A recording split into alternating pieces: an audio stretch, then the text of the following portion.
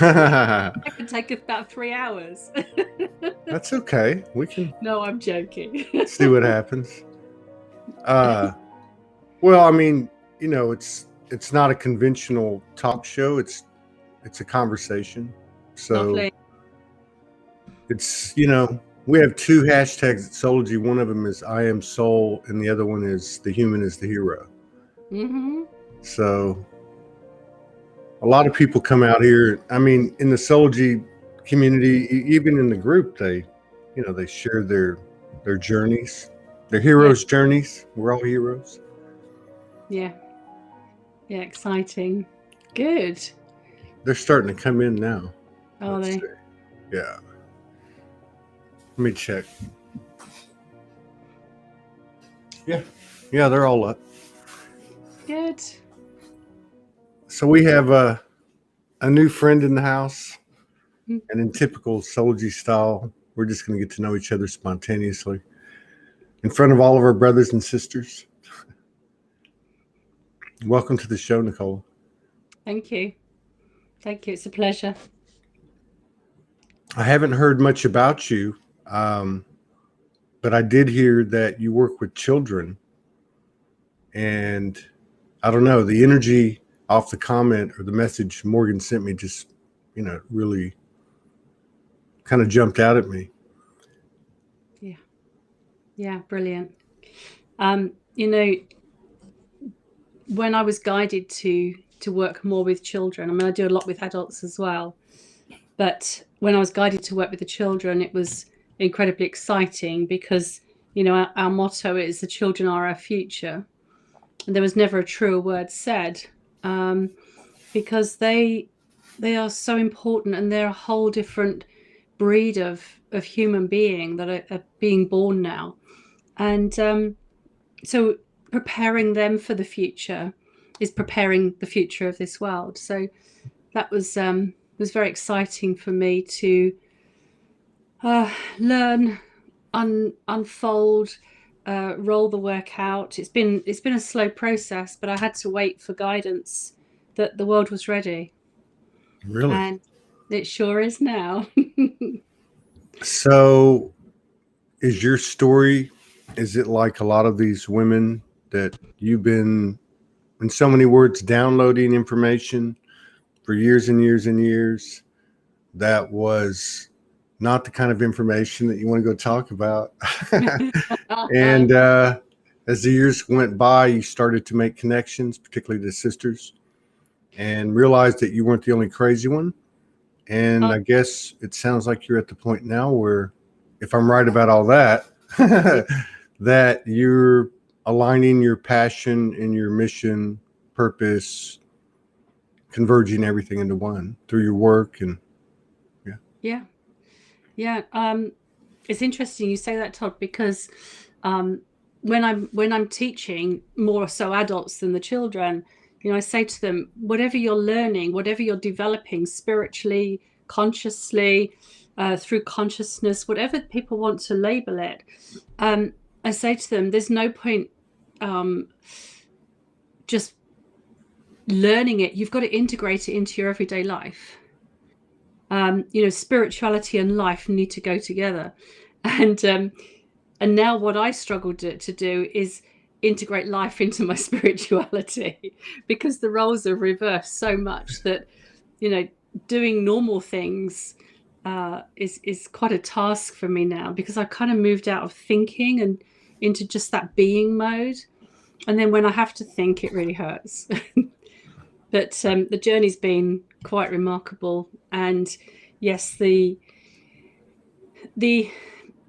skill set that I've gained through my own development has led me into being a channel through a conscious state of being, but also I'm also a trance medium, so I can work with consciousness in such a way that I go into an altered state and they just talk, which is very exciting.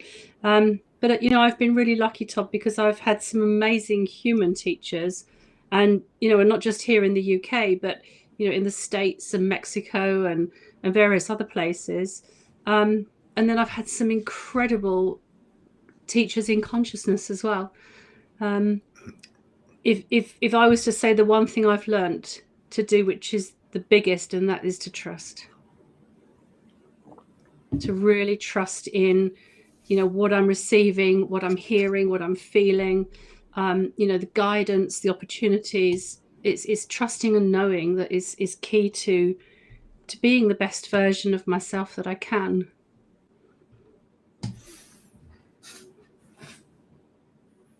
Yeah. Yeah. So, I mean, have you always been like this? Well, I'm told so. Not practicing from a young age, but when I was 29, I had a pretty traumatic near-death experience, and at that point, I had what we know as a walk-in, which I didn't know what it was at the time. But for those that don't know what a walk-in is, it's a soul swap.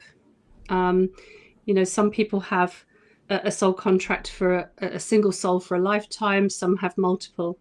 And from that moment when I was 29, that this soul stepped in, I then took on all the life experiences that I had up to the age of 29 and those that occurred from the age of 29, but took on this accelerated journey with a soul that was more evolved than the one I was born with.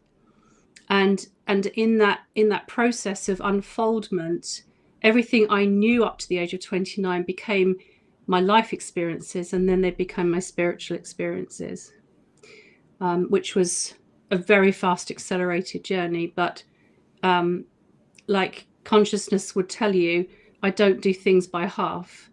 If they want my attention, there's no point them tickling me with a feather. It needs to be a brick.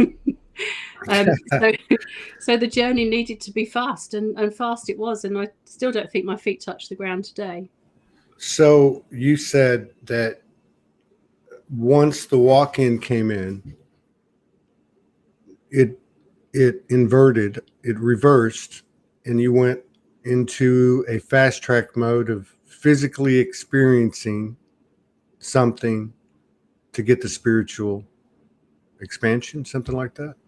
Yes. So the physical, when the walk-in happened, was that I went into what most people would know as being chronic fatigue syndrome, CFS. But that was so that my body could shut down for the soul to integrate in a much more stable way than me trying to fight through. I now understand CFS to be a spiritual awakening, and also linked to a very slow and somewhat painful Kundalini awakening. But then once the physical settled down, then I started to get the knowing that I needed to explore meditation, yoga, spirituality. And I came across people that were literally just put in my path, Todd, that I didn't have to go looking for them. They were presented. And each one of them that I encountered gave me a tool that was going to either be used immediately or go into my spiritual toolbox that I knew was in there if I needed it. And it just filled up so quickly that it was very exciting. But like a kid in a candy store, you don't know which one to pick first. But then it slowed down, and I was able to integrate everything that I was experiencing. And I knew that teaching was going to be a big part of my spiritual role, as was healing and mediumship. So, I've got a lot of strings to my bow. And if you said to me right now, Nicola, you need to give one up to make room for something new, I honestly wouldn't know which one it would be. I don't think that's how it works, right? No, I know. God. So when this, and I think this is important because the same thing that happened to you at 29, in one way or another, is really happening to everybody, but could be very similar to the way that you've experienced it. So they might be able to gain from, your reflection. But when this happened to you, were you conscious at the time of what was happening, or did you put it together later? I put it together later, because you see, back then, so we're talking 1994, back then, the vibration of human beings and the vibration of the earth wasn't as evolved as it is now. So a lot of people who had walk-ins back in the 90s would go into some sort of chronic fatigue or post-traumatic stress disorder, PTSD. So then, back then, the walk-ins were somewhat drawn out and quite painful.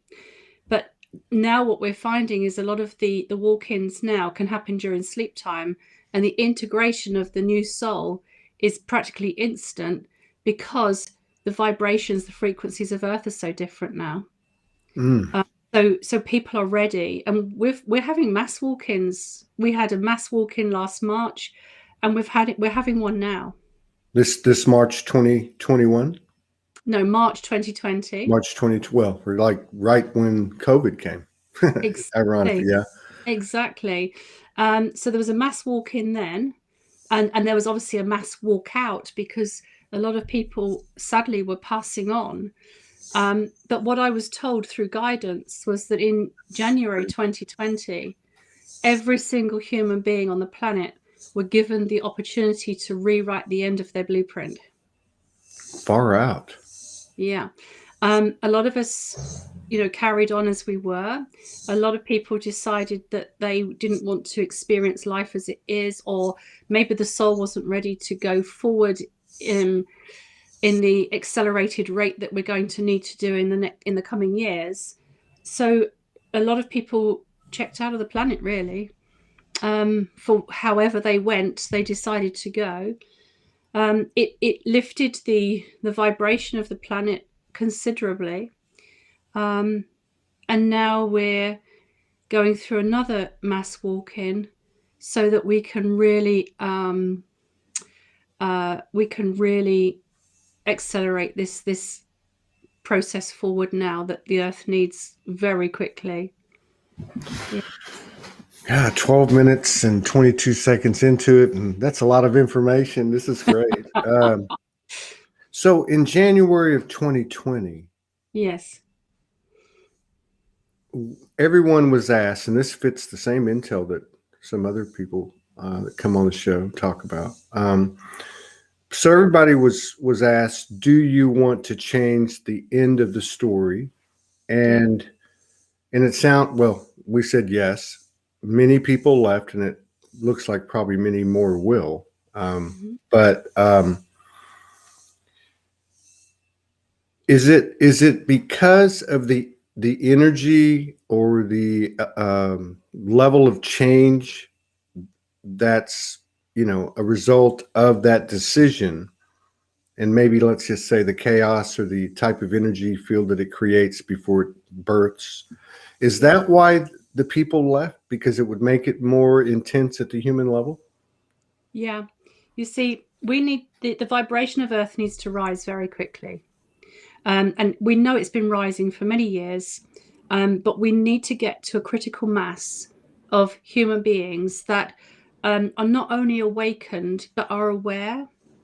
And there's a vast difference between the two. And so I'll come into that in a minute. But the people that are leaving the planet are changing the end of their story to make way for a lighter vibration. It's not that they were heavy and dense vibrations, but they've lifted an element of energy on the earth, so that earth can accelerate a bit faster and make way for the new children that are being born, because they are something else. Yeah, no kidding. We had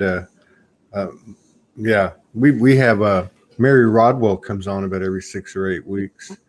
Do you know her? Yeah, I love Mary. Yeah. Oh, Morgan said this woman is like, talking about you, this woman is like the Mary Rodwell of UK.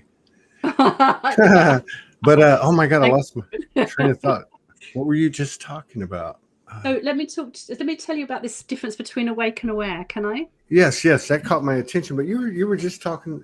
What did you end up with a second ago? Do you remember? Oh, make way for the new children. Well, yeah, I was going to say this. It sounds very similar to a channel Morgan pulled in one night about 1.5 years ago, And, it must have been 2020 now I think about it. And it was talking, because she was pulling in every night talking about COVID, and there was a lot of information that came in. But one of the things that she pulled in was, and I think it's the same energy of what you're saying, that people were choosing to leave. And it, looks that way at a human level, but they were actually taking as much, just for metaphorically speaking, as much darkness as they could with them. So, yeah. So that's what you were talking. Okay. Yeah. Tell us the difference between aware and awake. Okay. So a couple of years ago, I was receiving communication, and I was told that we'd reached a critical mass of awakened human beings. So I sat back in my chair and I took a nice deep breath and relaxed into my chair. And this voice said to me, sit up straight, your work is about to start. And I said, how so? And they said, well, they may be awake, but now they need to become aware. And I said, so tell me the difference. And they said, well, when they awaken, they start to realize there's more to life than materialism and all of the human aspects. But when they start to become aware, this is a whole new ball game. So I said, well, what do you call aware? Is there a formula? Is there something we can work with to quicken the awareness rather than it being a long, slow process that the awakening was? And they said, yes, there's always a formula. There's always an easier way. I said, well, then I'd like to know what it is, please. And basically they said to me, there are 3 components to being aware. And that is the ability to listen, to observe, and to intuit simultaneously on all levels of consciousness. And they said, and when people can do that, they can call themselves aware. So I said to them, okay, so how do we start working with this? And they said, intuition doesn't need any help at all, because everybody has that natural intuition. And as they become aware, observers and listeners, the intuition will sharpen. So they said, you ask a single person, are you a better observer or a better listener? So I've asked many people since this information came, and they might say, well, I'm a good listener. And I say, well, actually, what was the last thing you heard before we had this conversation? And what was the last thing you saw? And it actually turns out that they're better observers than they are listeners. Wow. So we work with the weaker of the two. And if we work with observation, then listening starts to increase, and vice versa. And when we get to that level of being able to do a recall of what you hear and what you don't hear, and what you see and what you don't see, when the two of them come together, the intuition automatically bonds to the observing and the listening, and that's when people become aware. Wow. And it's not, sorry, go ahead. No, go ahead. It's not that you have to deliberately observe and listen. It has to be natural. Yeah, I'm listening to you, and I'm looking at the differential between observing and listening. And I'm sitting here thinking, I've never thought about that. No. I never thought about it, but if you thought about it, you would think they were one and the same thing, but they're really not. And when you say observing, that's kind of an intuitive type of feeling, right? It's not really words. It is the energy and the imagery and that type of thing. And you're right. If you think back to things, for me, it's the energy, it's the image, the visual that would come back. Yeah, absolutely. It comes down to that every time, because what we see with our physical eyes is important for the human life, but what we don't see is more important, because that's where the energy lies. What we hear with our physical ears is what goes into the mind, and it's computed, but it's what we're not hearing that becomes more important. I could walk around a food hall, and I come away and I will just sit in my car and what didn't I hear? And that's what I recall. because it's not what I'm hearing on a conscious level, it's what I'm hearing on a super conscious level that makes all the difference. Okay, I have two quick questions. I don't want to get off track, but one, that I don't even know what you call it. That what you're talking about, that sound behind the sound, has it been getting louder? And two, if that applies to our eyes and our eyes, does it apply to our other senses too? And I'm asking this because of things I've been exposed to recently. Yeah. Everything is becoming super sharp. Touch, feelings, emotions, everything is sharpening. Because when we go beyond the physical and we're working more in the etheric, it sharpens the physical as well. So we're observing more and more people becoming extremely fearful or extremely blissful. And the void between the two is getting wider as well. So what I'm guided to share with people is, it's okay to have a reaction to something, even if it's a negative reaction. Someone might see something, it makes them feel angry. That's fine, because that's a human reaction. We need to be able to release the emotion through anger, frustration, whatever we call it. What we're also being asked to do is observe the feelings and know where the anger's coming from, process it, and release it immediately. My sister was very instrumental in my development, and she died when she was 8 and I was 9. And she works with me very closely, and she gave me the most fantastic formula, because I have a real aversion to the term let it go. I can drop a pen in my hand and let go of it, but I can't let go of my past. I can't let go of my history. And she popped in one day and she said to me, "Hey, Nick," she said, you don't like the term let it go. She said, "You don't even like the Disney song, do you?" And I was laughing. And and she said, "Use my name." And I was like, "What do you mean?" She said, "You'll get it." Well, her name was Sarah, and it was spelled Sarah. Uh-huh. And then I got the formula. So S is surrender, A is accept, R is release, and the A and the H stand for allow harmony. So in a moment of being triggered and you surrender to it, so let's say it's anger, you surrender to the anger, you then accept it because it's part of what you're experiencing in that moment. You release the emotion, and then you allow the harmony. And that was so profound, and we just call it the Sarah formula, because we're that divide between the level of consciousness we need to be in and the level of consciousness we are trying to be held in. The void is getting wider and wider. Say that again. The level of consciousness That we should be working in, and the level of consciousness that we're trying to be held in, is getting wider. That void between the two.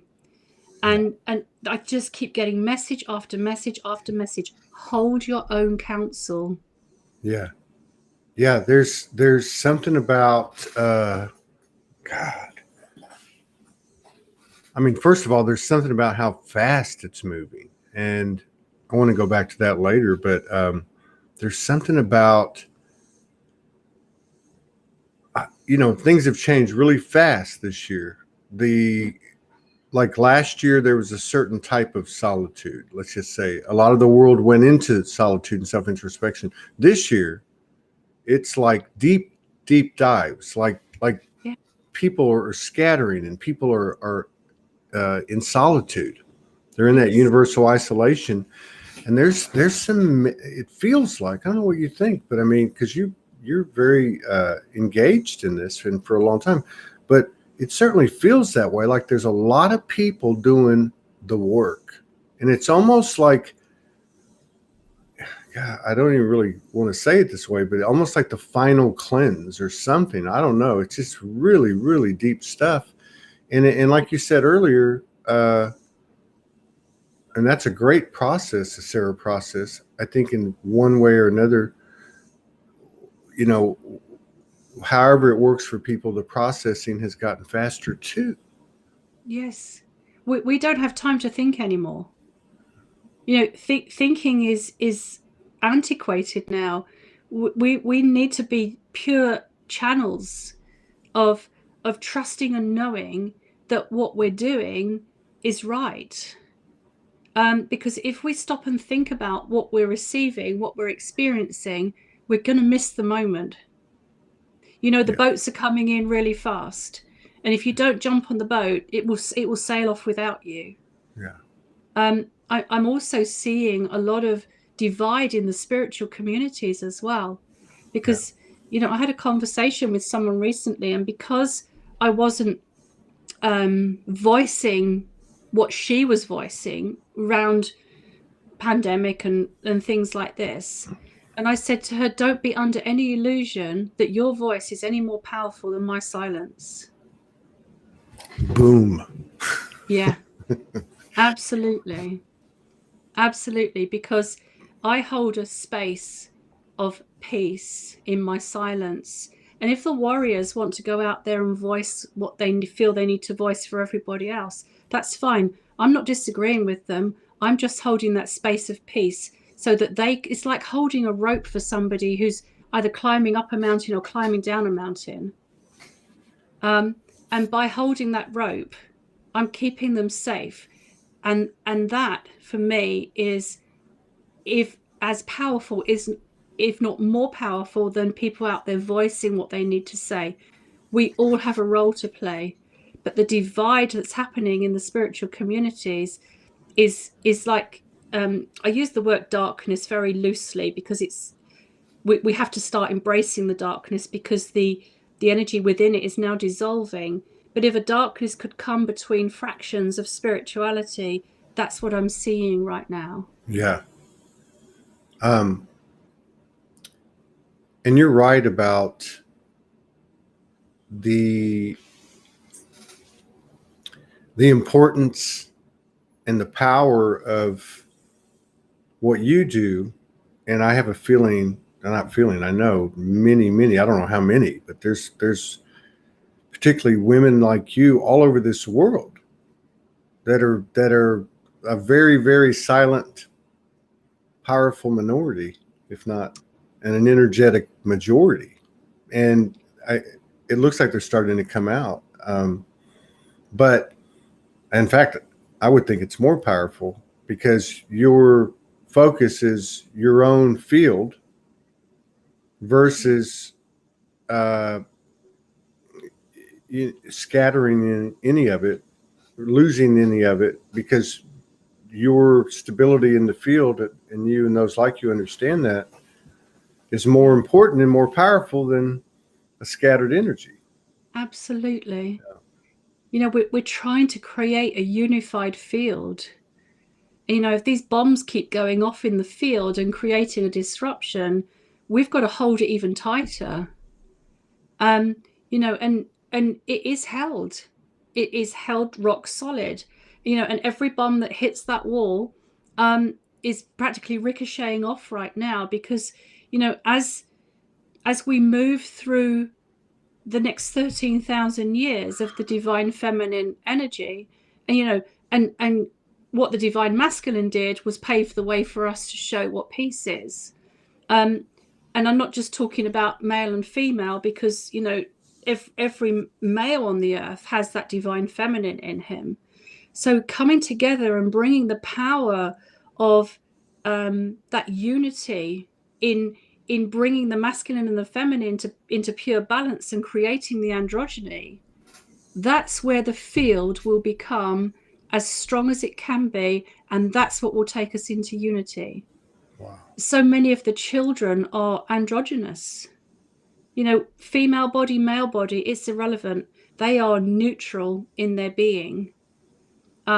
you know, there's a lot of confusion amongst the youth, and I'm dealing with lots of teenagers at the moment who are very confused.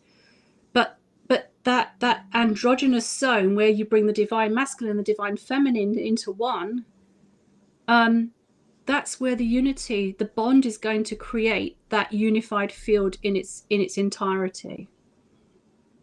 Including, I mean, it sounds like what you're saying is including fully in the physicality. Absolutely. So that's a pretty big thing to think about. You know, I fully believe that we can bring into the physical, or where we're headed, we can bring anything into the physical we can to from dimension. But to think that in an evolution of consciousness, be it a game or a school or a playground or however you look at it, that would be like the apex. But I guess that would make sense because it is the oneness that's become physical. It is, but we don't need an apex anymore. Yeah. Because in the unified field, we're moving into spherical time. So there's no angles, there's no straight lines. Everything is completely spherical. So the apex is like, it just doesn't exist anymore. We've gone past that. Wow. Yeah, the You know, rules have changed, haven't they? Yeah. If we look at a toroidal field, there's no straight lines. Okay, we're working in an energy that is constantly fluid in its motions, but it's circular, it's spherical. And that's where we need to be. We need to be moving into not the linear thinking anymore, the linear being. We need to be moving into the spherical being. That's mind, body, and soul. Yeah. The wholeness.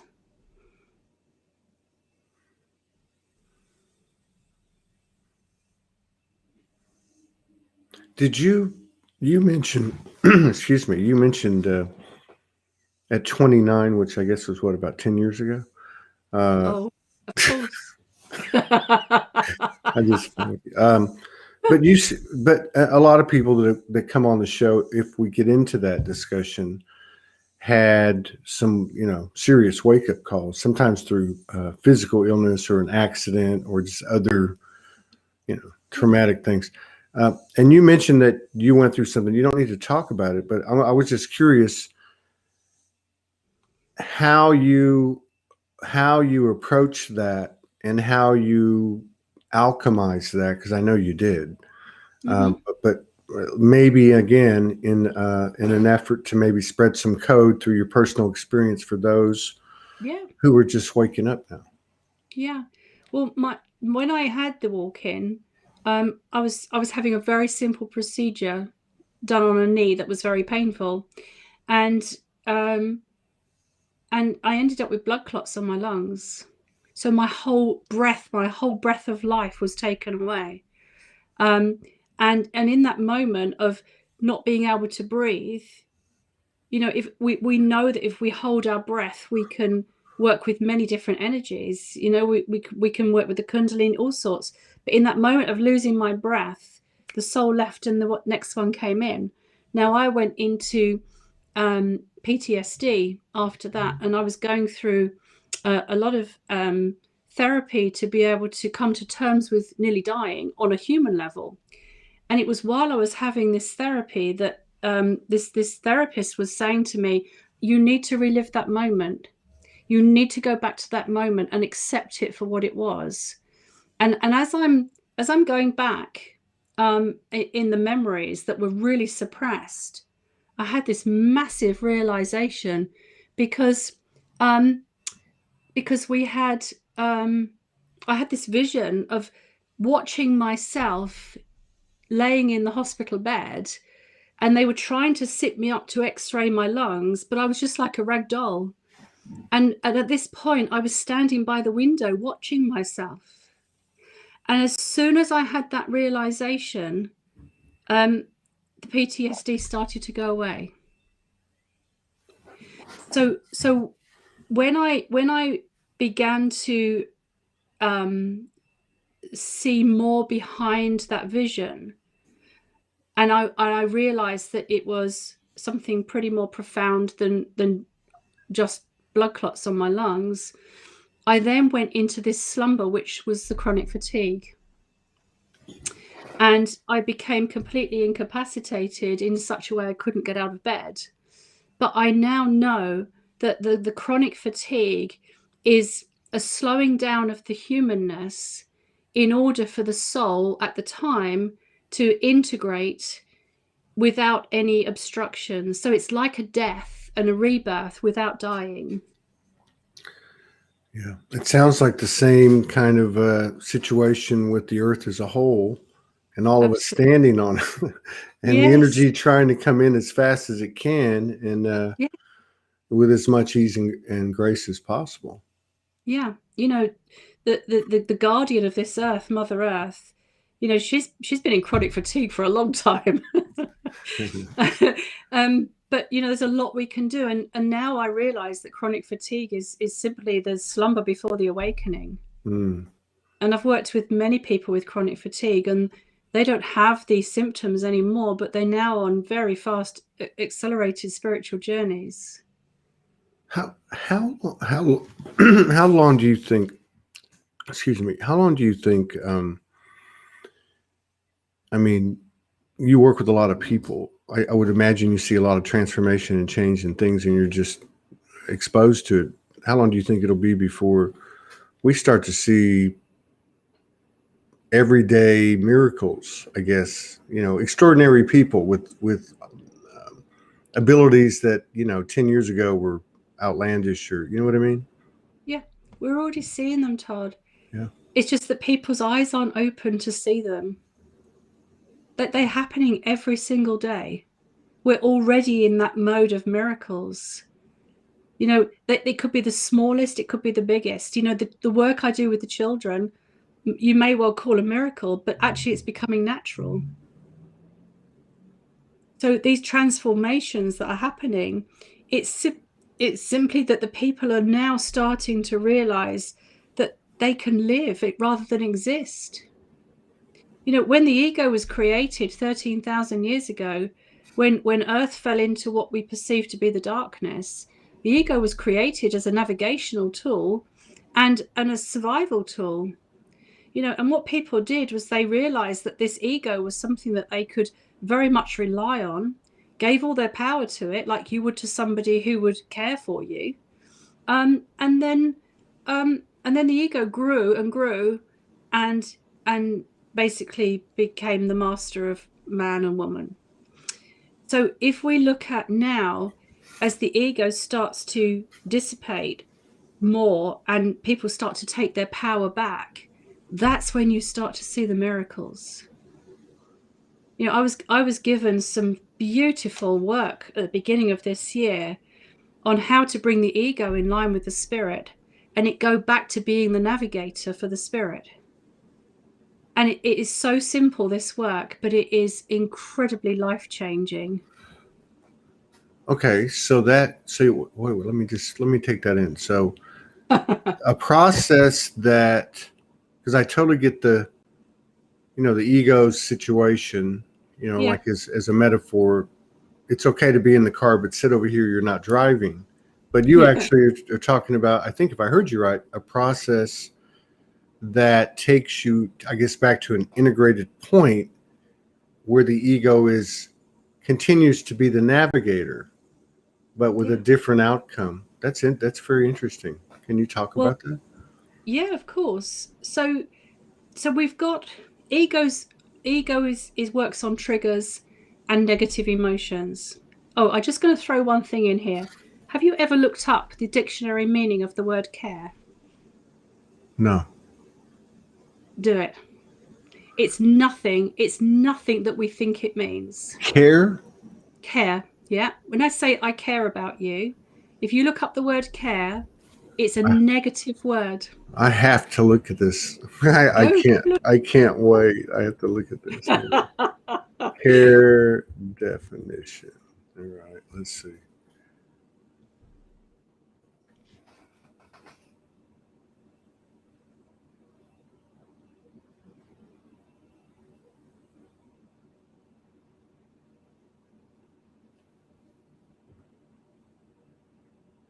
Wow. Yeah. I just I've got, read 2 yeah, noun and 2 verb, and you're right. In between the spaces of the letters and the words, it's a negative connotation. It's like, but even worse, it's like the word healing, I guess, which would say that there's something wrong. But that's very subtle. I wonder how many of those we planted in our language to. exactly. You Yeah. know, I bring it up on the thesaurus, and the alternative words for care on my phone are responsibility, affliction, aggravation, alarm, anguish, annoyance, anxiety, burden, um, load, misgiving, nuisance. They're all the alternative words to care in the thesaurus. Wow, Yeah. that's Um, crazy. I know. So going back to the ego work, the ego has put us into care mode. Okay. Now, knowing that what care actually now means, we now know that the true sense of the ego has been to keep us down. And the work I was given through Channel was that we now need to retrain the ego. So we have the ego and the spirit, and the human is the mediator between the two. And when we look at a moment when we're triggered by the ego, we then work with an element of ourselves that will then hand the responsibility from the ego to the spirit, and the spirit then takes over it, and we have an outcome instead of a consequence. So anything that we do with the ego has a consequence, and what we do with the spirit has an outcome. So the ego is the red flag. The human then makes the decision to hand it over to the spirit. The human bridges the gap between the two. Yeah. Okay. But has to take that action. Has to. Absolutely. Yeah. I Yeah. got you. And there's a whole process that I take people through in order to know what it is that the bridging word or bridging example is. Yeah. And then when the ego then hands over the responsibility to the spirit then takes you through a positive experience rather than a negative one. And the ego then guides the spirit, as if we're going through a minefield. Uh-huh. And the ego will point out where the mines are so that spirit can have a nice, easy journey to the outcome. It sounds like it's a perfect solution to me. Yeah. Sounds like we're going down the yellow brick road. And Yes. I like it. I like it because, like, fundamentally, I mean, it's a very simple. And then, I've asked people about this.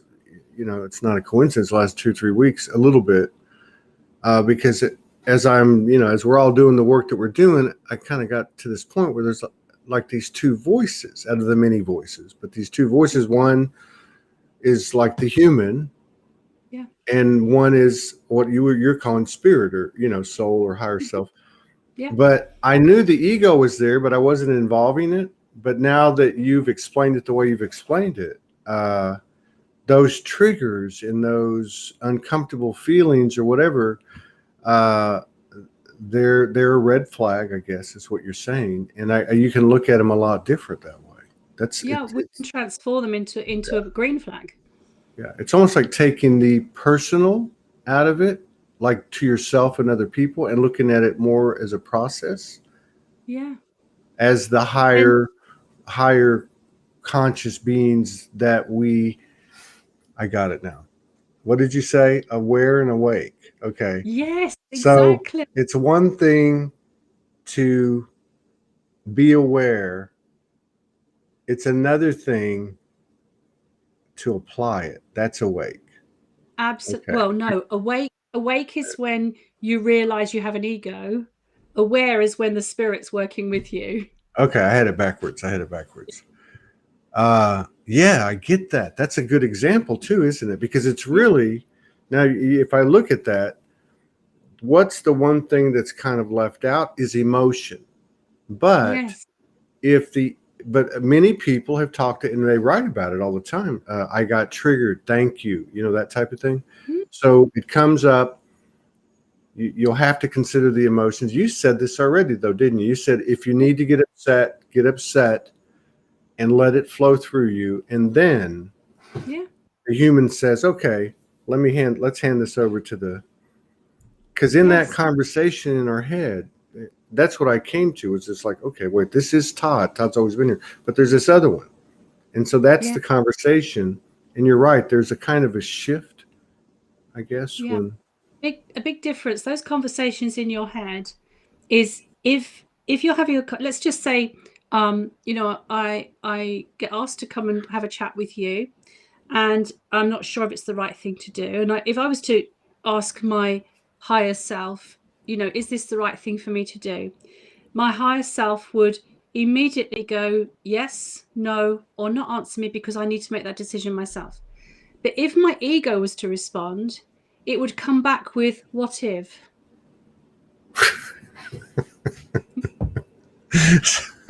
This is really, I'm laughing because you make it so simple, and you're right. Yeah. And thank you. Yeah. Because, you know, the ego will come back with a question to create doubt. And you said something I don't want to miss, because you said, I think you said 4 things, but or 3 things. Oh, I'm going to ask my higher self. My higher self is going to say yes or no or something else, or no answer, because, you know, that happens, right? That happens. And I guess that's the part about what you were talking about earlier about the faith, basically. Yeah, because, you know, if we have free will and choice, and to a certain degree, so if my higher self doesn't ask me, that's where my free will and choice comes in. Because we can't rely on the higher self or consciousness as a human being, because sometimes we're supposed to make mistakes to learn. Yeah, we all know that. Don't we just? Hey, how much, I'm not trying to be, but how much time do you have? Are you okay? Yeah, I'm good. Yeah. Okay. Because, I mean, I just don't want to be presumptuous, but maybe we go 1.5 hours, another. Yeah, fine by me. Yeah. Oh, cool. Yeah. Thank you. Yeah. So in your world,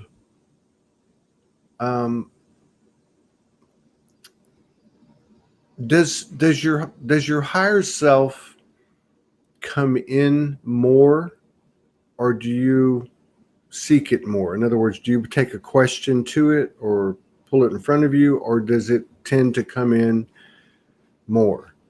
Okay. You know, just. Yeah. The work I've done myself, my higher self, my spirit, my soul, and consciousness have very much become one. So if I feel the need to ask myself a question, the answer is immediately there. If somebody asks me a question that I don't on a human level know, the answer comes immediately through consciousness. So I've reached that level of awareness where I don't need to go searching anymore. It's become part of me. Yeah. Or I've become part of it. You know, I was teaching the other day, and somebody asked me a question, and I literally didn't know the answer, and within seconds the answer came. But if I was being my human self, I'd just go, where did that come from? But I've got so used to working on being a channel that I don't need to go seek the answers. They're there. That makes a lot of sense. You know, like when you lose your keys and you know, you're human, you freak out, or your phone. That's a big one for people. But yeah, we can, you know, go into session or, you know, whatever, and seek it that way. Yeah, that's good stuff. You're and what about these kids? I mean, how long have you been working with kids? What type of work is it? And you alluded to their transformations, or some of the transformations that you're observing and experiencing with them. And what are they like? I know that's a These lot of are questions. no, that's fine. These are regular kids. Okay, they don't come with anything special, but they do come of their own free will. So it's very important that the children choose to come and work with us. So they're regular kids. They can be naughty, they can be funny, they can be stroppy, you know, all of the things that a child can be. But what they come with is a desire, maybe perhaps more on a soul level than in a conscious level in the mind, that that they are to open themselves to a level of consciousness that is likely to stay with them through their lives, because we know that with teenagers, the level of consciousness that they're born with starts to dissipate. More so in the past, not so much now, because we're finding a lot more teenagers are staying in that state of being. But when these children come, they come and we just have lots and lots of fun with them. And for those that don't know, the work we do is we assist the children to not see with their physical eyes, but to see with their outer consciousness. So when the children come and work with us, they wear a blindfold the whole time. A blindfold that even shuts down the pineal gland, because no light gets to the pineal gland.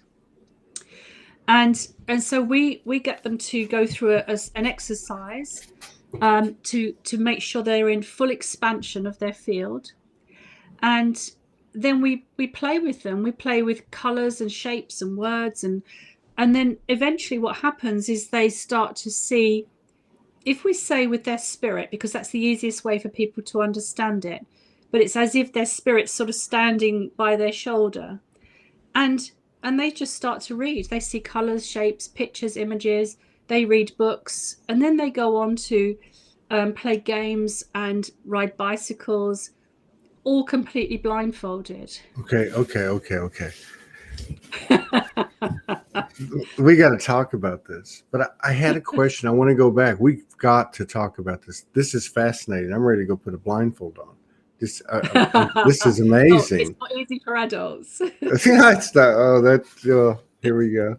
I was going to ask you, and I want to go back to these kids, but I thought this would be a helpful question, and it slipped my mind.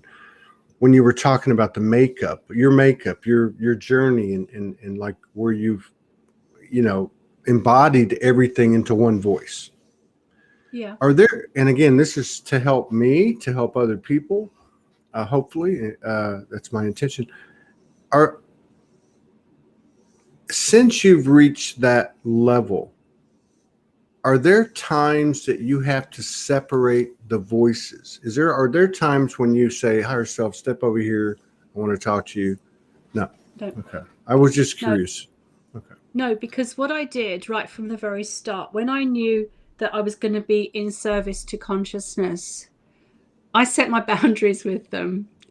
And I said to them, if I'm to be a healer on any level, then I never want to feel depleted being a healer.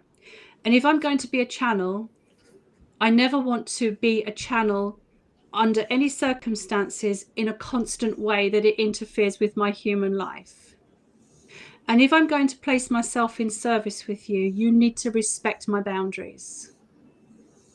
And since I made that pact with consciousness, they've never failed me. Sovereignty in all moments. Yeah, absolutely. Because you see, I could become very depleted because that channel is always open. You can't close it anyway. Once you're aware of the channel, that's it. But, sometimes I might go to bed and say I'm having a duvet night tonight.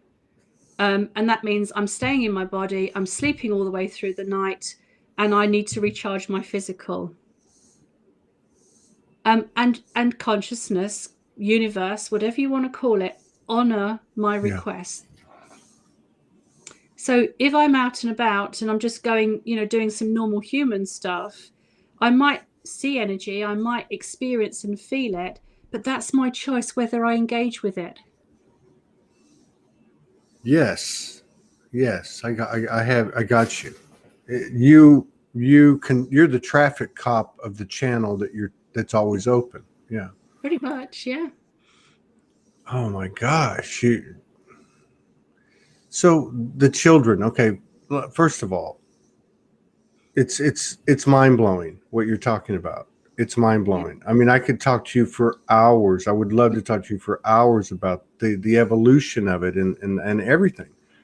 But in general, how how do people find you? Is this something that you advertise in the, down in the London Square? But I mean, is it acceptable? I mean, is it, how has the reception been? How do you find your people? What's it called? Well, the academy is called ICU Academy. The letters I, C, and U, but it actually stands for Inspiring Children Universally. Now, I don't really have to advertise because people find us. But I've been very, very fortunate. Several years ago, a guy from California, Frank Elleridi, he came over and made a video that's on YouTube about the children. And then since then, Caroline Corey has made a movie called Superhuman, and she came and filmed the children with that. And then Danny Blitz last year came and made a whole documentary about the children. She's in California too, and it's called Superpower. So as the work has evolved and consciousness has said yes, green light, go, people have found me and spread it for me. Wow. Yeah. God. So these kids come in at what age? Like 5, 10? Yeah. They come in the age of about 5, depending on their level of maturity. And because they have to be able to sit and work with you for an hour. And for a 5-year-old, that can be quite tricky at times. But from 5 to about the age of 12. So really, we have to catch them before puberty. But it doesn't mean we can't work with them afterwards, especially if they have something that would come under the spectrum of autism, whether it be ADHD, ADD, Asperger's. But the parameters are basically 5 to 12. And oh, Todd, we have so much fun with them.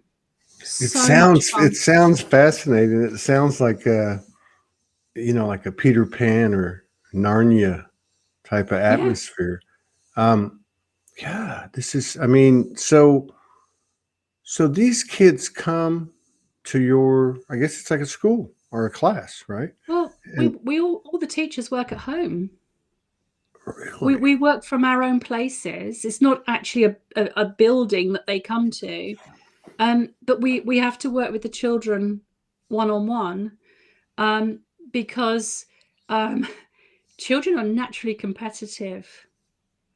And if we were to bring 2 or 3 children together, yeah, one yeah. starts to see, one doesn't, then the one that doesn't is not likely to ever see. Is that, because you're right about that?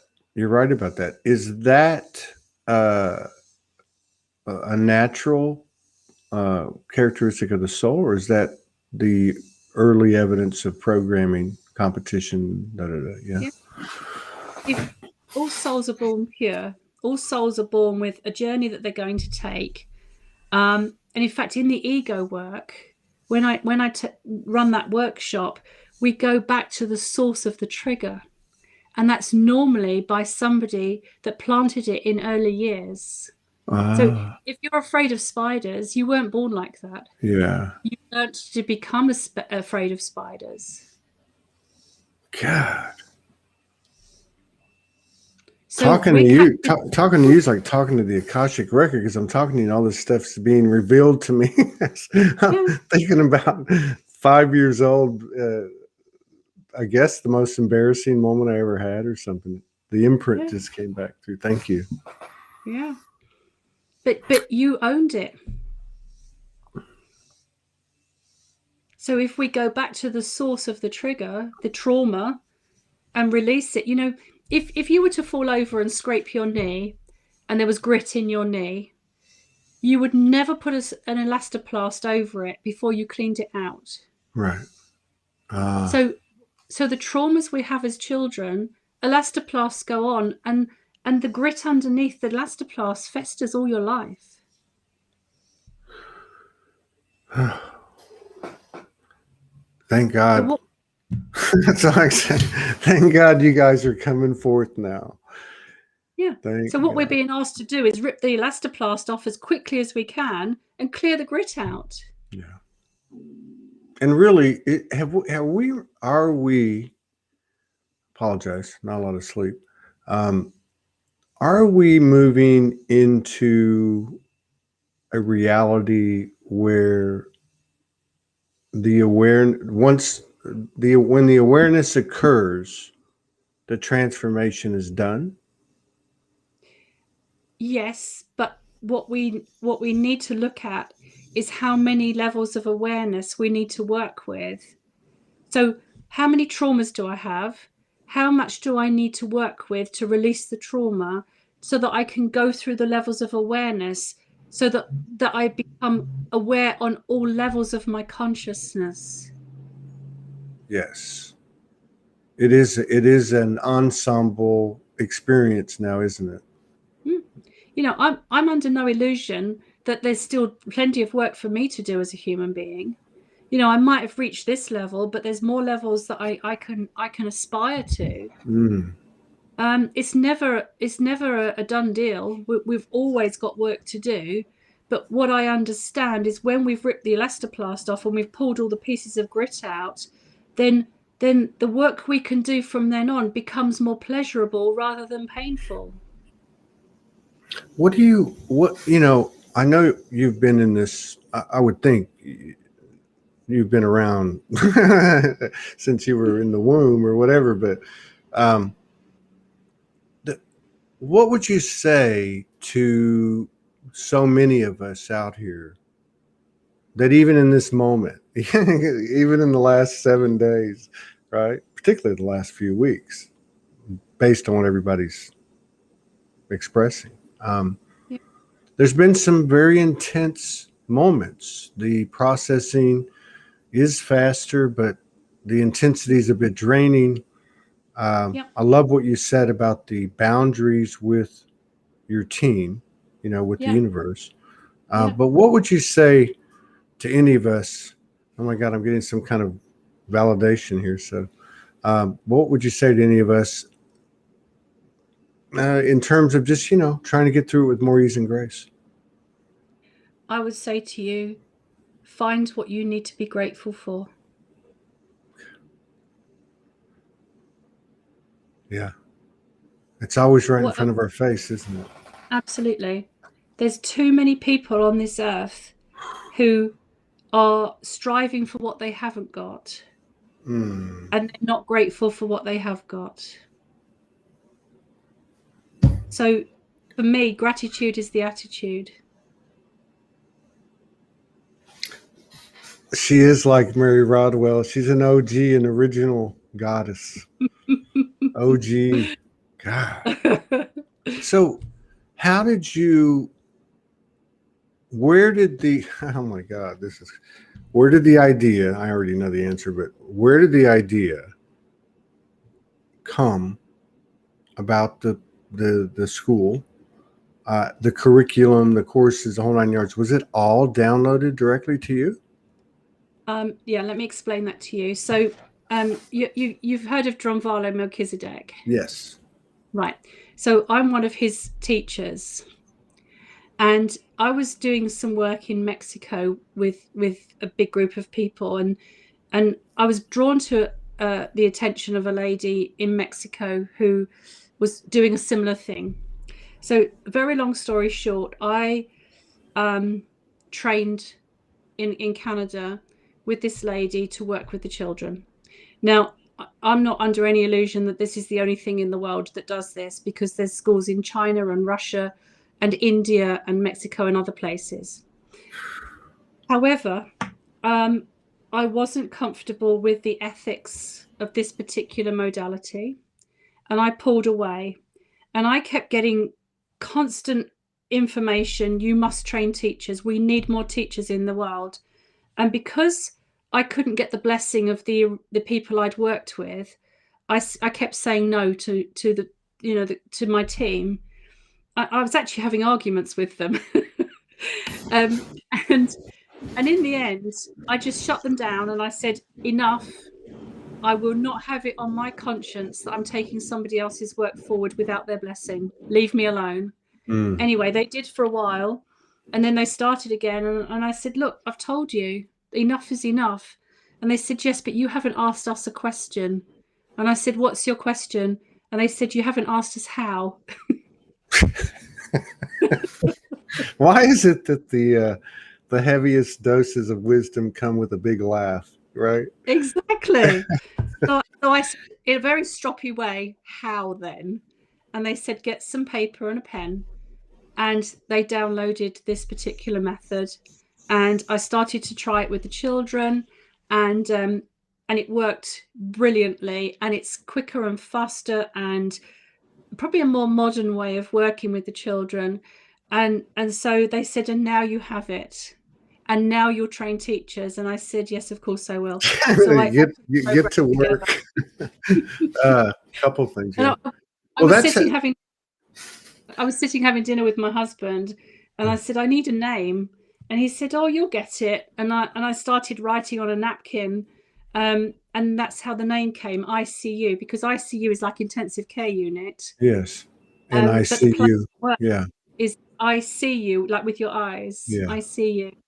And that's how that came about. So, yeah, I mean, and that's how Morgan downloaded other things, but particularly the 0 point, the process, the modality, very, very similar, and still continues. I wonder how many of those situations are going on or have gone on. There's a whole bunch of stuff, being anchored, right? God. I had a row with the angels once. You had what?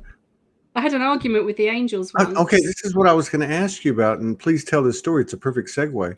My question was, because I do this, and I'm not trying to get someone to tell me it's okay. I'm actually trying to find out how to further align or clear my communication channel with what we're talking about. But my question is, do you question? I say to myself, I can question everything in my sovereignty, and I do. And it's given me a little bit of angst, a little bit of trepidation. Like, hey, am I being, almost like unholy or something? But I feel it's been a helpful thing. What are your thoughts on that? How does it work for you? And anything you could offer us? If I'm not comfortable with something, I'll challenge it. So if I'm getting a download or guidance and I don't feel comfortable with it, and they love a challenge, yes. Because I said to them one day, you don't know what it's like being down here. You haven't got a clue. You sit on your fluffy clouds and you don't know what it's like walking through this treacle every day. And they just say to me, thank you. I said, what are you thanking me for? Well, if you don't tell us, we don't know. So this one particular day, I was having an off day, very human day. And I said to the angels, you're supposed to be there for me, helping me. I put myself in service and you're not there for me. And they said, we are. I said, you're not. And they said, of course we are. I said, you're not there for me. And they said to me, well, then who are you talking to? There's another one. So, I mean, and ultimately, I guess that's what it is. But I mean, there's times stuff comes in and you just kind of ignore it. To me, and I tried that. And what I found was that it normally I was already surrendered to it. But I wasn't doing it from the right place. Right. Yeah. And I've heard people I've seen people write about this. So it's actually, I guess, like everything else, and your intention. But yeah, I think, and I've said that too. And I bet so many people out here that are watching this or will watch this have said the same thing. You don't know what it's like down here. And I love what you said too, because there's two things that we seem to forget. One is to ask, right? I mean, it's just to ask. And the other, and you wouldn't think of it, and what's up right now, what's really big right now, the speaking your truth, the expansion of the throat chakra. Well, why wouldn't it apply to your innermost circle, right? Yeah, absolutely. And in fact, you just saying the word chakra brings me to something else that's quite new in my psyche, because I teach regular students, and at the moment the guidance is that when you speak about something that is spiritual, is to not speak it as if you're a textbook. That's good stuff. You know, because I might get somebody to feed back to me from their meditation, and they'll speak it as they're reading it from a book. And I just pull them up and I say, right, now reword that in your terms, not in the terms you think you should speak. And this is really big at the moment. Yeah. So even the word chakra, it's ancient. It's an old word. It's a sacred word. But I even have a problem saying the word at the moment. And for me, it's about, what does it mean to me? And the chakra for me is my energy centers, or the light within. And so the big message right now is, don't be a textbook, be yourself. Yeah.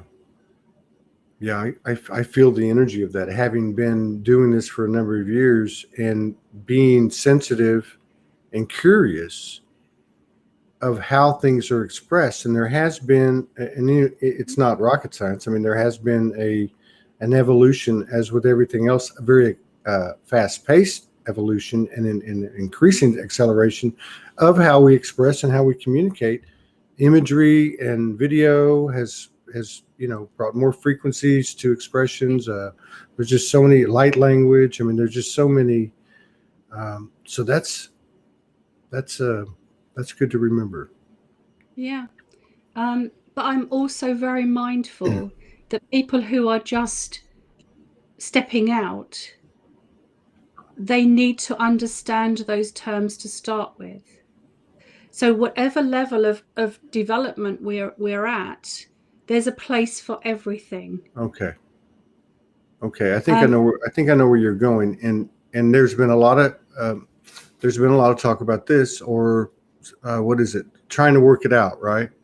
Yes. So what you're saying is, and I think this is very important, because there's so many of you out there who are guided to be a practitioner, and do you charge and do you not, and all those things that come with this transition. And one of them is, will there be people who are at that level, let's just say, who will need the textbook instruction? Do these practitioners go forth with this stuff? Yeah, there's like I said, there's a place for everything. And if we're all unique, we're as unique as our fingerprints, okay? And yet we're part of the whole. And if we were all the same, we may as well be robots, because that would be incredibly boring. Now, whether somebody needs to use a textbook or not, that's a choice. And I would say that it literally comes down to the level of confidence and belief in oneself. Good. If I need to look something up, like, I've got a fantastic book by Lisa Bourbeau. It's Your Body's Telling You to Love Yourself. Now, I could maybe go through that whole book and memorize, if I'm suffering from tonsillitis, what does that mean to me emotionally and mentally? But that's not my bag, because I have a reference book to go to look that up. I don't need to store that information. But if somebody feels on whatever level of consciousness they're working at that they need to reference it, then that's fine. But it's about trusting and knowing that, like when I teach people, Todd, I say to them, I'm not teaching you anything, because there's nothing on this earth I can teach you that you don't already know. What I'm enabling you to do is remember. I'm facilitating your remembering. Yeah. Yeah. So, The yeah. Yeah. I had a group here on Tuesday, and I developed a healing modality purely based on the vagus nerve. And it's surprising how many people don't even know that they have one. But the research I did about the vagus nerve was that this particular nerve that goes from the brain to the gut is not just a physical, it's intimately connected to the Kundalini energy, the Shakti. It's connected to everything on our levels of consciousness. And so I was working with this group, and I was saying to them, look, you know, if you don't know you have this vagus nerve, let me tell you, you do. And I worked on sound healing frequencies to tone the vagus nerve. It's life-changing. But it's not just life-changing physically, it's mental, emotional, and especially spiritually. Because the vagus nerve is connected to the amygdala in the brain. The amygdala is the Mary Magdalene energy.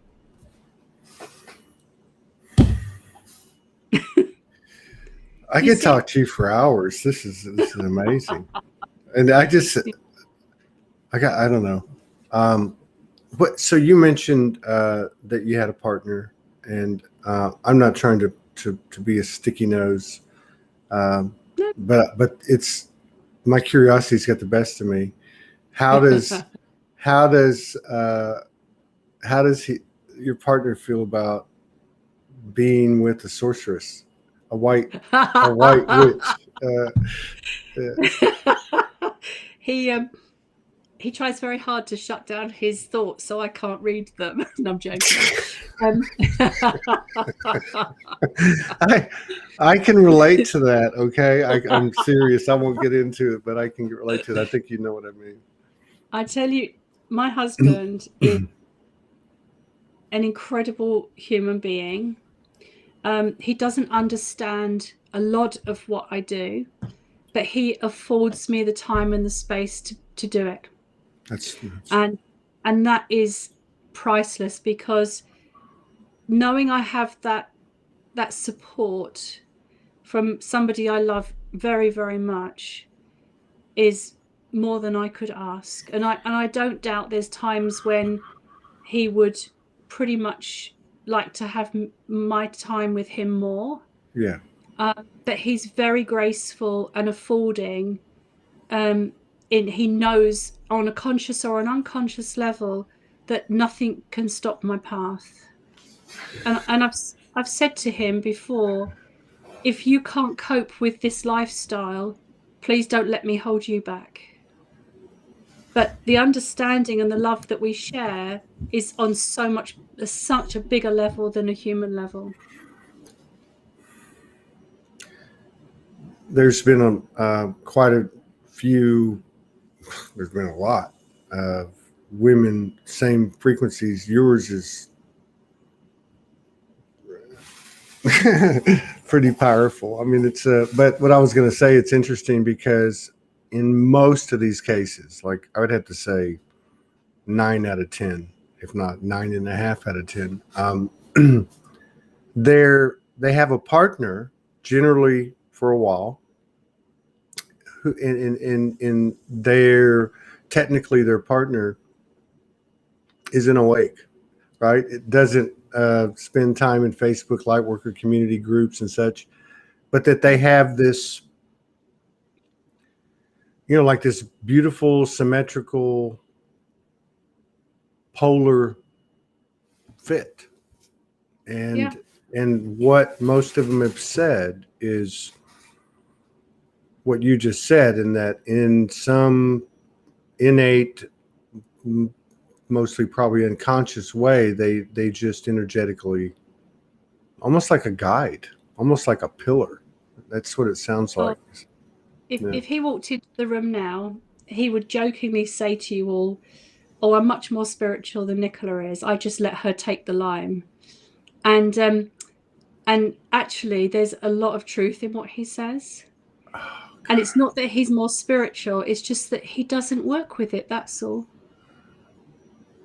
You know, he has the heart of the Magi in his field, and knowing that that heart is there to support me and protect me, even if he doesn't know what he's doing, I couldn't ask for any more than that. We should get him on sometime. Yeah, he'd talk about soccer. Don't be daft. You know, it would be If there's if there's one person that keeps me grounded, it's my husband. isn't it amazing though? The connection two people can have, and literally that connotation opposites attract. Oh, And completely. it's like their greatest, in terms of what you would think compatibility is, their greatest weakness is their strengths. Oh, so much so. He drives me crazy some days. But but that strength that he has, that he doesn't even know he has, Yeah. is incredible. We're like two halves of a coin that are different currencies, but they fit together beautifully. Yeah. And there's something to be said for the energetic makeup of your field that you share with him. Yeah. That is, I guess, representative of what's happening collectively. Exactly. Yeah. Exactly. It's living proof that opposites can live in harmony. Well, and then also the what you allude to and describe in terms of the in the collective field, there seems to be a lot of people talking about, or for years really, how we've come to this point, or would come to this point, where the masculine energy, again, energy, and all of its forms within us and each other, would create a field of support, and would allow, and also subjugate their false power. I mean, like what you're describing, the feel of it energetically feels like what we're experiencing more every day. Absolutely. When I channel Anna or Mary Magdalene, they constantly tell us, or tell the people that they're talking to, that if we don't create a sacred union between masculine and feminine, as did Yeshua and Magdalene, then the unity on this earth will not ever be as harmonic as it can be. And when we bring that sacred union, and it becomes the androgyny of the neutrality of humanity, then we're going to have the sacred harmony on this earth.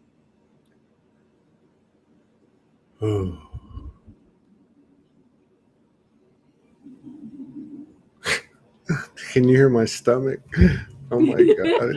First, I get the energy of it, and then you know how the energy moves in you, and then it Yeah. happens in the physical. Yeah. It's amazing how in these times too, more every day, that like what you just said was so eloquent and concise and direct and on the spot, and it certainly affects. But it was the energy. It was that thing you were talking about. It's that observer, listener, Yeah. intuitive thing. Yeah. You can't really like say, oh, it works like this: 1 + 1 + 1 = 3. It's not even signs or geometry or numbers that we've even seen. I mean, it's just that thing, right? Yeah. When I speak light language and people say to me, what did it mean? And my response is, what did you feel?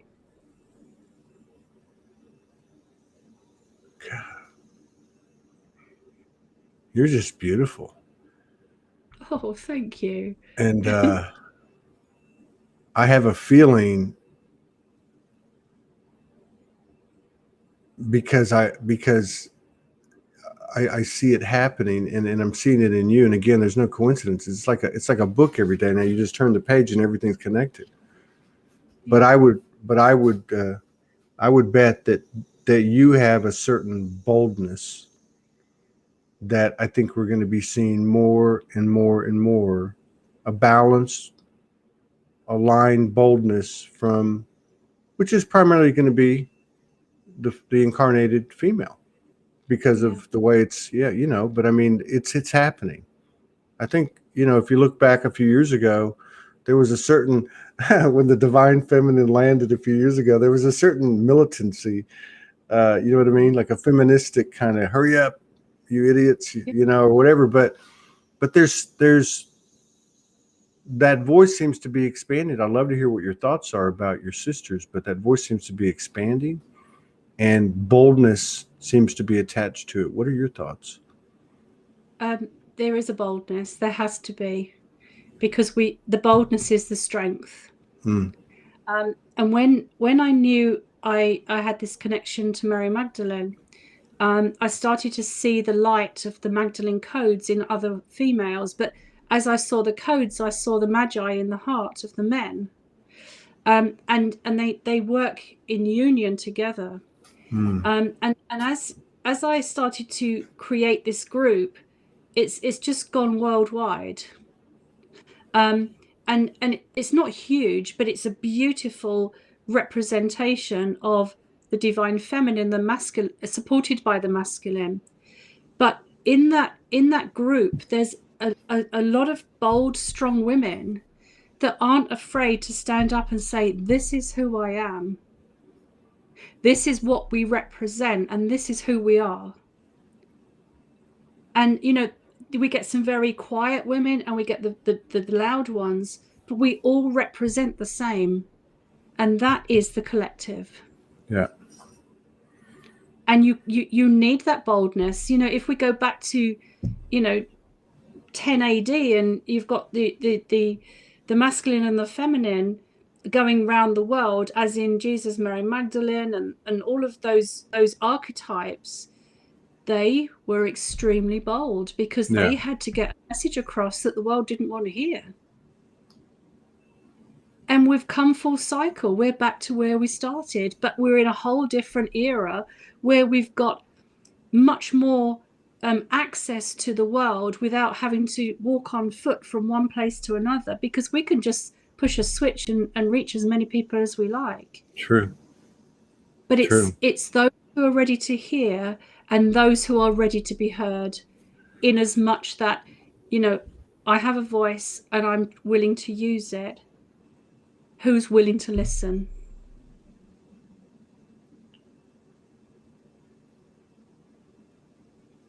It took me a long time, Todd, to build that courage. It was always there. And for many years, I wanted just to hide underneath the radar. And one day I just stepped into it. And it was like, okay, it's time. It's now or never. And if I don't make myself visible, then I'm wasting everything I have to offer. Yeah. And it's like you get to a point, I cannot, let me just say this, I cannot relate to what you're saying because I'm not a woman. But you have a good, strong inside. Well, yes, but I'm just saying I can't, but what I can say is that I know when I got my calling and when I've listened and watched other people, because Soulogy, it tends to be it a post or a picture or a video or whatever, it tends to be a playground where people come out. And I've seen a lot of different expressions of that. But I remember, watching people, and it gets down to a point, you can see them. You can see them like simmering like a soup, right? And then they go. And it's like, it's what you said earlier. This is not the time for the pomp and circumstance and the structure, the rigidity. This is time for that unknown, holy darkness type of energy, that abyss type energy, where you jump in to the big black hole with faith and all your conscious intention and awareness. And that's where y'all have brought us. Yeah. When I'm teaching people, I say to them, you jump off that cliff and I'll catch you. And if you choose to use your wings and fly, then I don't need to catch you. Spoken like the true mother goddess, right? I mean, either way, you're good. Well, I love what I do with a passion. And Todd, regardless of whether you can understand or comprehend what it is to be a female in this time, don't ever underestimate what you're doing as a man.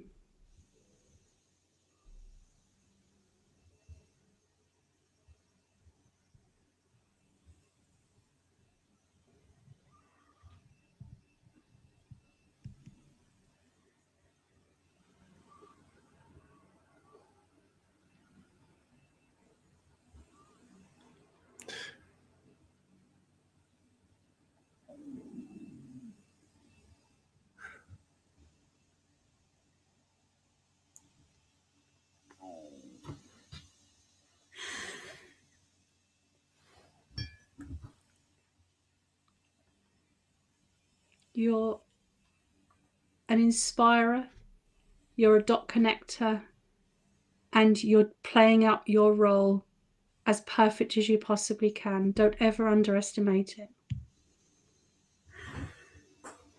Thank you. I'm only half of this equation, but Well, I appreciate you. But again, did you want to do a channel or anything you want to do before we get out of here? I'm sorry I kept you so late. No, it's fine. I was guided to offer a light language blessing. Okay. Would that be okay? Yes, absolutely. Okay. I'm going to mute my microphone, and I'm going to put you on the screen by yourself. Oh, okay. Okay. So I'm just going to alter my consciousness and bring a light language blessing to everybody.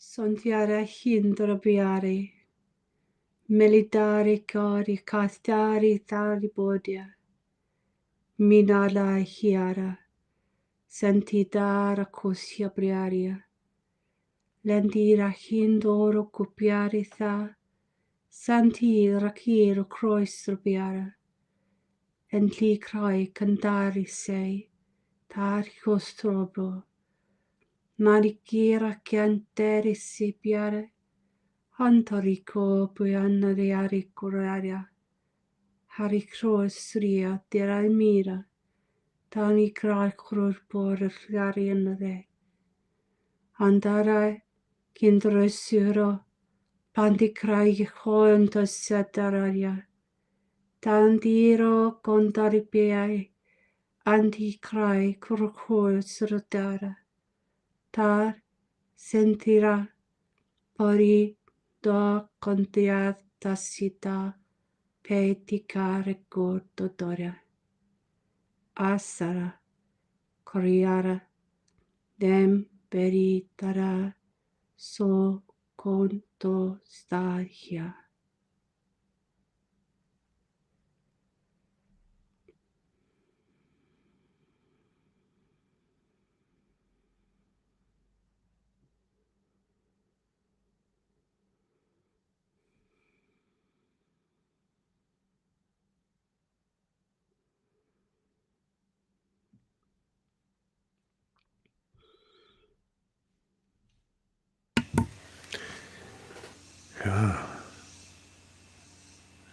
You are amazing. And thank you. You are. I just wonder how many of you are out there. How many of these sisters are out there? And it's got to be huge. Yeah. It's got to be. Well, we're gradually being reunited, and wherever we are in the world, we're all connected. So however many of us there are, we're holding that light.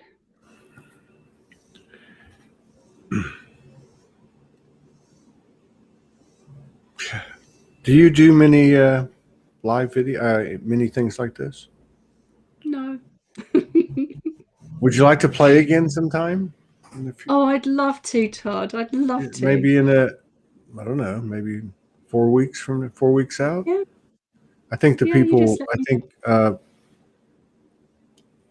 I'm pretty sensitive to the field in terms of what I do, and I feel like that it would be a great match, and a lot of people would gain from hearing more from you, and I think that's a perfect match for your frequency of what you're here to do. Yeah. Yeah. So, My biggest motto, Todd, is from the film Field of Dreams. Build it and they will come. I love that movie.